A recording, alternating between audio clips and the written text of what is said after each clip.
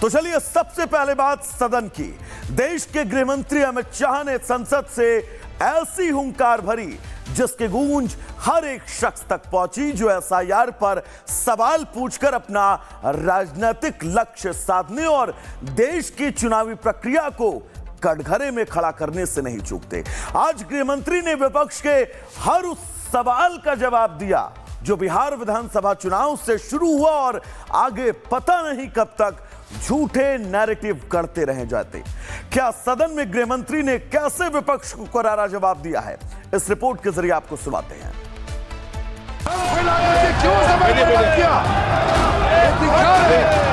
हमको मालूम था ये भागने वाले हैं। शीतकालीन सत्र का पहला दिन, एसआईआर पर चर्चा की मांग के लिए विपक्ष का संसद में हंगामा।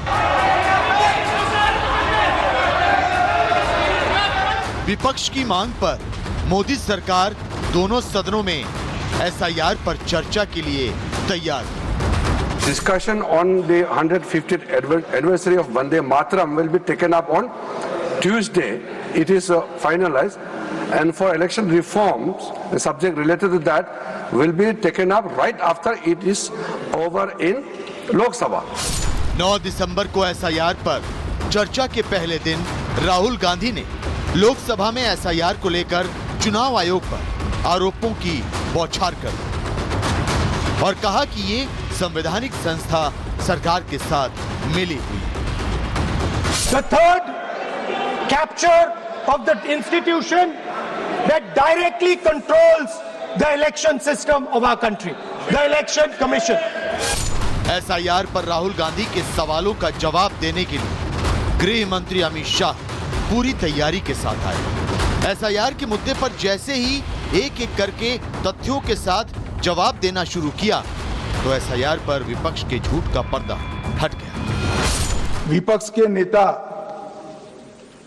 राहुल गांधी जी ने 5 नवंबर 2025 को एक प्रेस कॉन्फ्रेंस में परमाणु बम फोड़ा कि हरियाणा में एक ही घर में 501 वोट पड़ गए।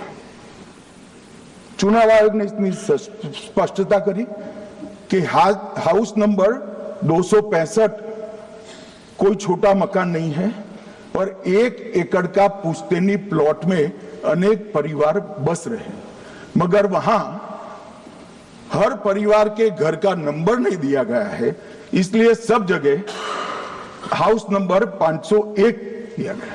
पर एक परिवार की तो 3 पीढ़ियां साथ में रह सकती है और पुराने नंबर से ही जब हरियाणा में कांग्रेस की सरकार चुनी गई तब से ये नंबर इसी तरह से चल रहा है। ये ना कोई फर्जी घर है ना फर्जी वोटर है।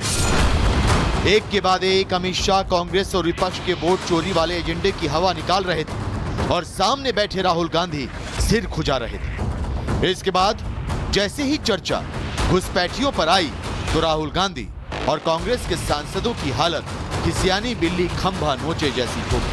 पूरी तरह से एक्सपोज होने के डर से सारे कांग्रेसी सांसद भाग खड़े हुए। हमको मालूम था ये भागने वाले हैं। सच्चाई को सुनना चाहिए, सच्चाई को सुनना चाहिए। और जब सच्चाई सामने में आया तो डर गए। सुनने का कैपेसिटी तक नहीं है और इतना गुमराह किया।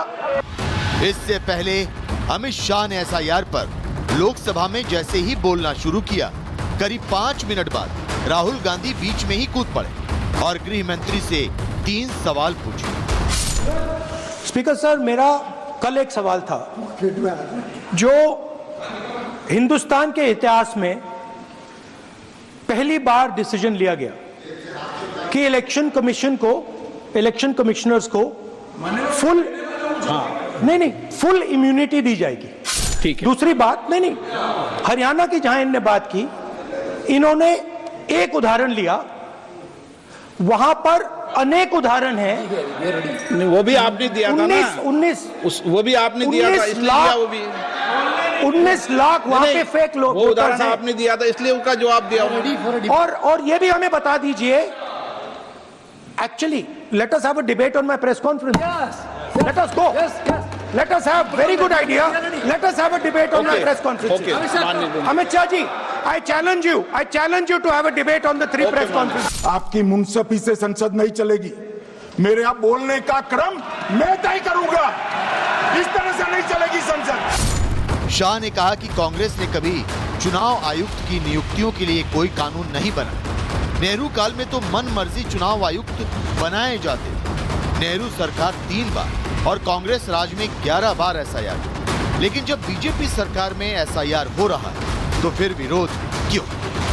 ईवीएम कांग्रेस लेकर आई, लेकिन 2014 में हारने के बाद से कांग्रेस ईवीएम के विरोध में आ गई। मान्यवर, 2014 के बाद हारने की परंपरा शुरू हुई। हारने की परंपरा शुरू होने के बाद हाँ जीते ही है, मगर हारने की भी परंपरा हुई है। मान्यवर, हारने की परंपरा शुरू करने के बाद इन्होंने सबसे पहले ईवीएम को निशाना बनाया। आज मैं आपके माध्यम से सदन को और सदन के माध्यम से देश की जनता को बताना चाहता हूं, ईवीएम कौन लेकर आया इस देश में? मान्यवर, कौन लेकर आया? 15 मार्च 1989 को जब राजीव गांधी इस देश के प्रधानमंत्री थे, तब ईवीएम लाने का कानूनी बदलाव किया गया था। सुन लो। अब राजीव गांधी के ईवीएम के कानून का भी विरोध कर रहे हैं।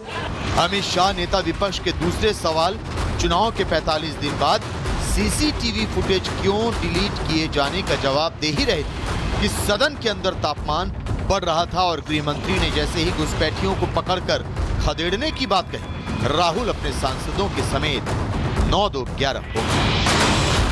जो हमने पॉइंट्स रखे हैं उसका जवाब नहीं दिया, एक एग्जाम्पल लेकर बोल रहे हैं, तो it is a completely defensive response. आपने उनका चेहरा तो देखा होगा।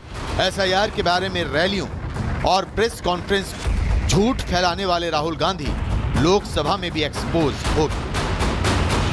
अगर वो गृह मंत्री के भाषण को पूरा सुनकर बजाय वॉकआउट के एसआईआर और घुसपैठियों के मुद्दे पर तथ्यों के सवाल करते तो लोकतंत्र और कांग्रेस के लिए बेहतर होता। Bureau report, Republic Bharat. तो चलिए, सबसे पहले बात सदन की। देश के गृह मंत्री अमित शाह ने संसद से ऐसी हुंकार भरी जिसकी गूंज हर एक शख्स तक पहुंची जो एसआईआर पर सवाल पूछकर अपना राजनीतिक लक्ष्य साधने और देश की चुनावी प्रक्रिया को कटघरे में खड़ा करने से नहीं चूकते।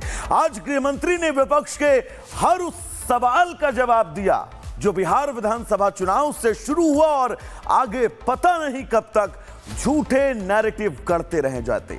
क्या सदन में गृह मंत्री ने कैसे विपक्ष को करारा जवाब दिया है,